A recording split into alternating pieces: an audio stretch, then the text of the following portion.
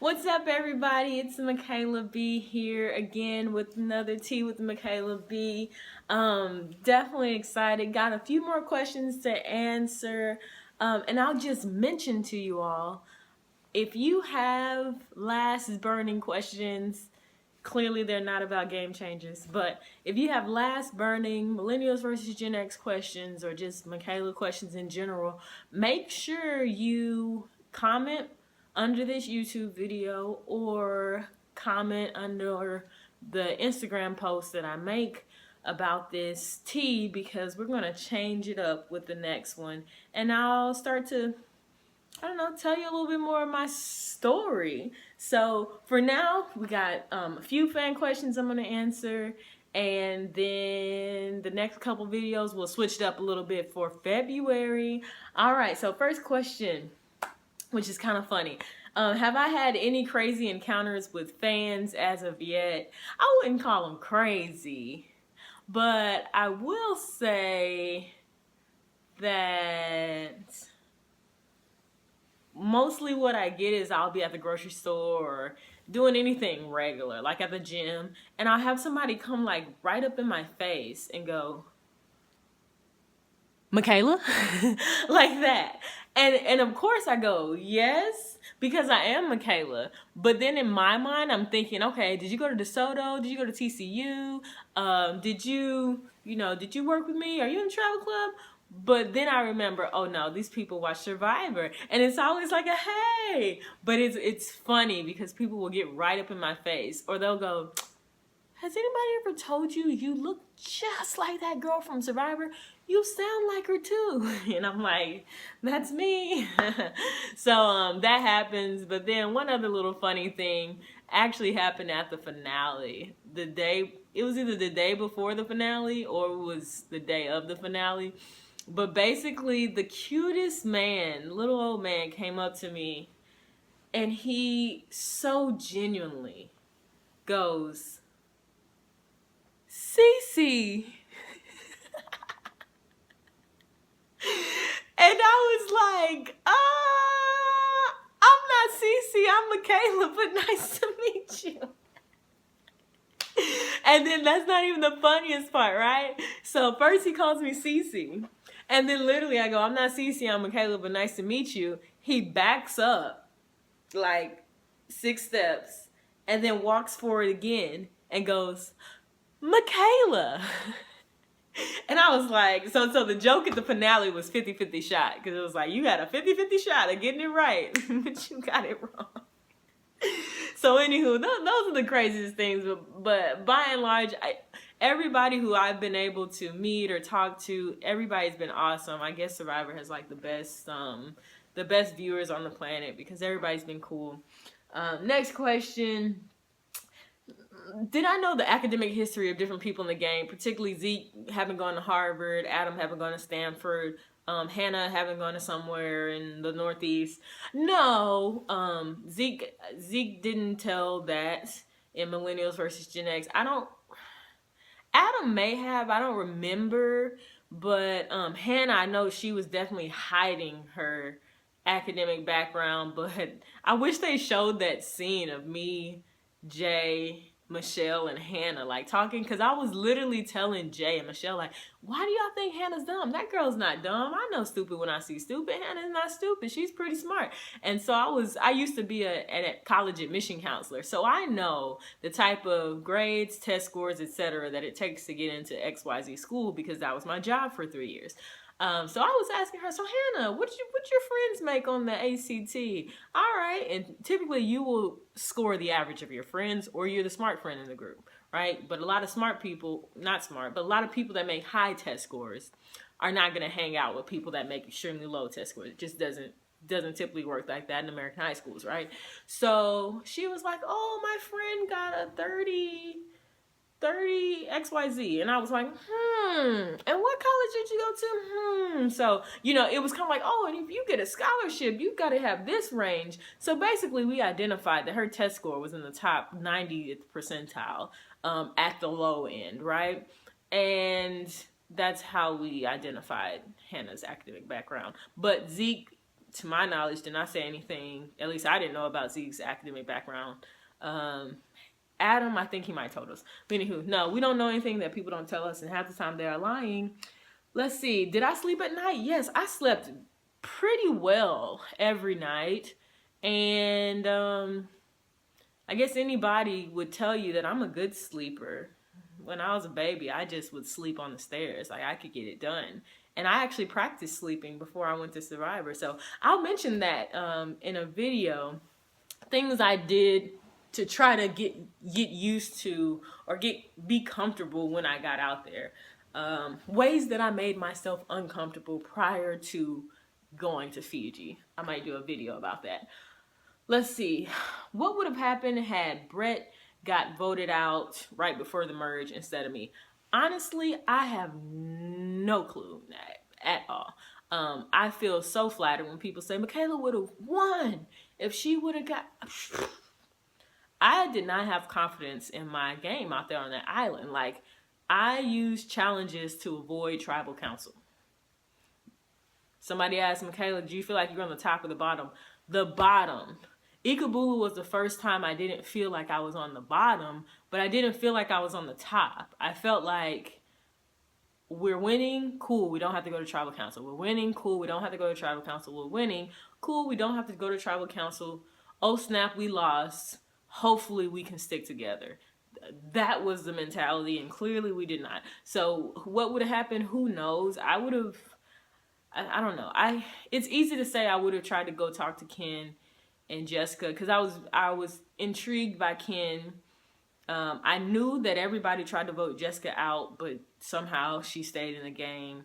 I was wanting to talk to Adam since he voted out Figgy, and I felt like that would give me an in with Adam. I wasn't sure what was going on with Zeke and Michelle. I didn't want to be a part of the didn't want to be a part of the Michelle, Jay, Taylor situation, because I knew that wasn't going to work for me.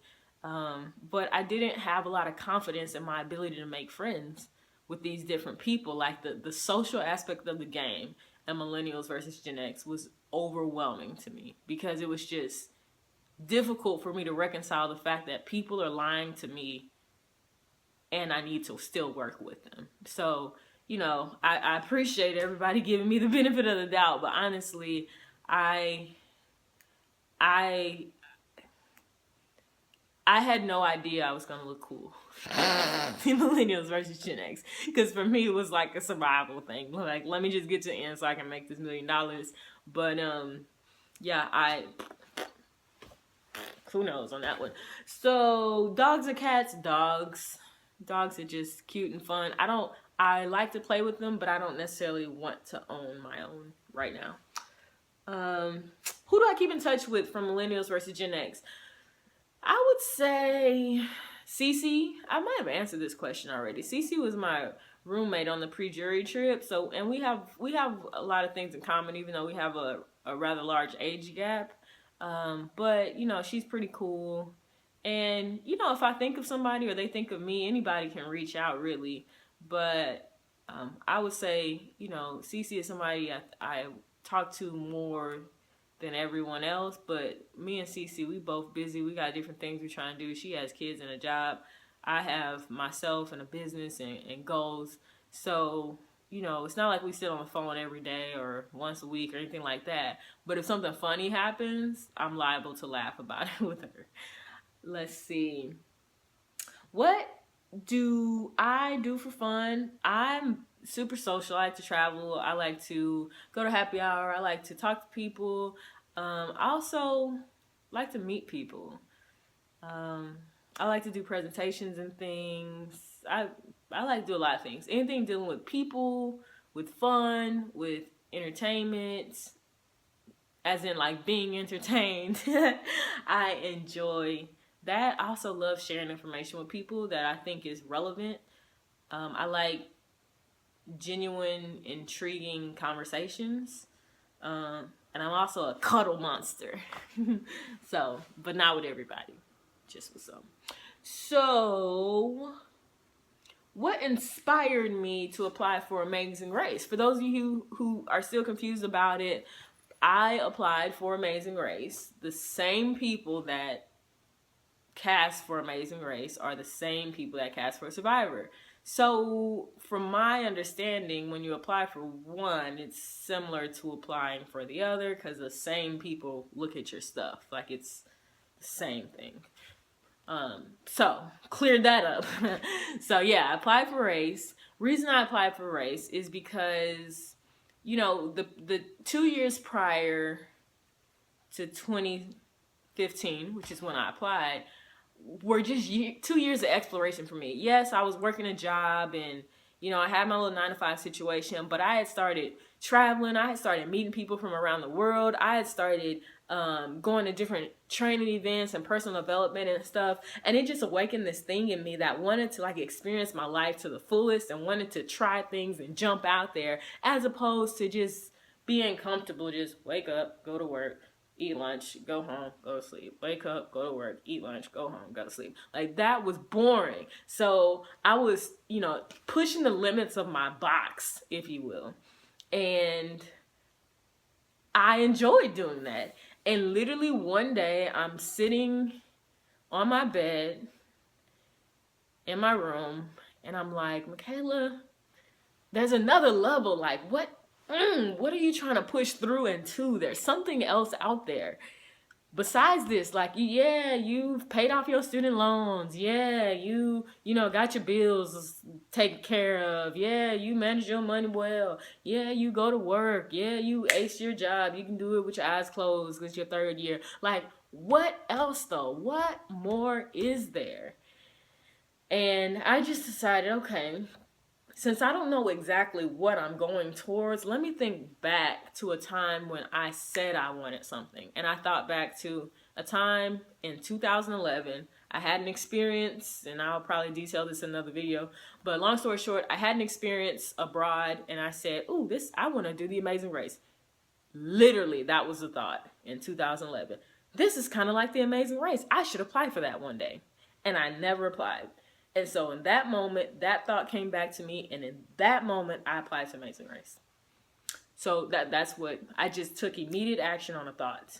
And through some type of voila magic, that thought turned into Survivor. So that's how that worked.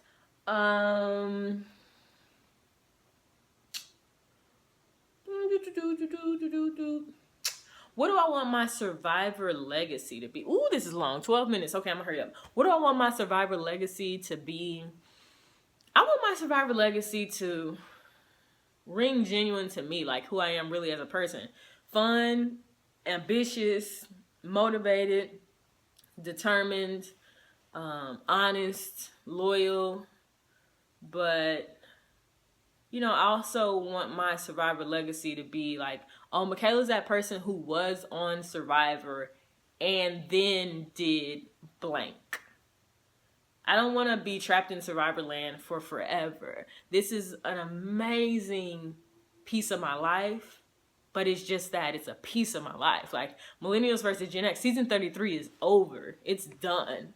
Right? We got to pop that thing on DVD if we want to see it again, right? We got to get CBS All Access if we want to see it again. So I don't want to stop here. Like, I want this to be another level. As my mentor says, you peak to peak, right? So you get to a high point and then you look and you see that there's more and then you go for it. So that's what I want to be known for. Like, yeah, super great on the show, but then did this. And last question of this video, would I play any other game? Who knows? I'm in an asset accumulation phase in my life right now. So, you know, if the price is right and the risk is low and the reward is great, who knows?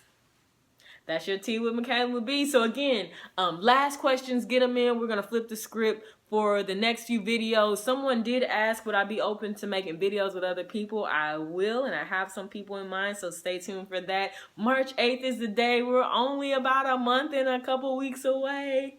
Game changers unite. Thanks, y'all. Have an awesome day.